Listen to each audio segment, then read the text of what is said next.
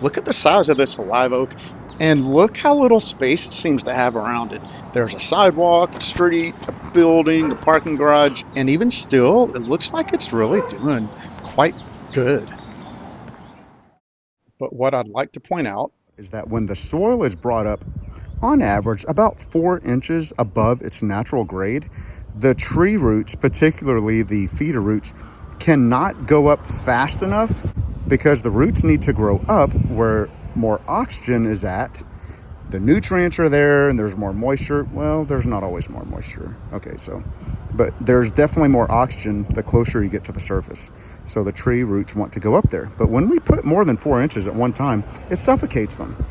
And a lot of times the roots will die before they can get up in time to get the oxygen they need. This is very common. These days, this would not be allowed. This tree's doing really well, so it's been like this a long time. the root flares are buried, the soil grade's been raised, there's pavement almost everywhere that you look. These are pretty much the exact conditions that we normally try to avoid around a tree that we're actually trying to save. So, how is this one doing so well? If this tree's doing as well as it looks, then it must be getting what it needs from somewhere. And the first place that I'd look is within its root system. And when I look around, there's actually a pretty good amount of mulched planting areas that aren't too far from the tree. It looks well maintained. The plants look like they're getting enough moisture, and those areas aren't being walked on or used for anything else. So that's keeping that soil from being compacted, and it could be a great area for new roots to grow. Oh my goodness, there are so many things I could talk about. I could go, oh my goodness, there's so much going on with that one. Okay, here we are to the tree grates. I have a particular passion about these and I have my own opinions. These tree grates are an example of people trying to solve a problem, giving the trees what they need while giving us a level surface to walk on and minimizing the trip hazard.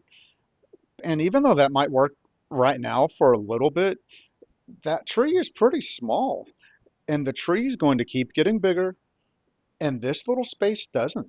So eventually, the tree is going to outgrow this little place that we've made for it. This might be silva cells, but they have a space between, but they have a space for the roots to grow in soil. So this is pretty cool. They are raised and the trees are planted in them, and they usually have their own electrical box, or often do, sometimes their own irrigation system. And they create their own little neat problem, and no one has determined what the best answer is for correcting them. I think they are better than tree grates.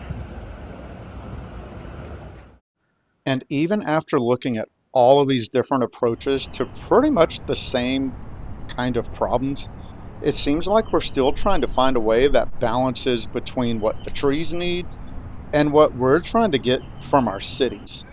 There doesn't seem to be one perfect solution, and it makes me wonder what else we could be trying or what else we could try in the future, and whether maybe the experience that I have, there's something that I could be doing to help more.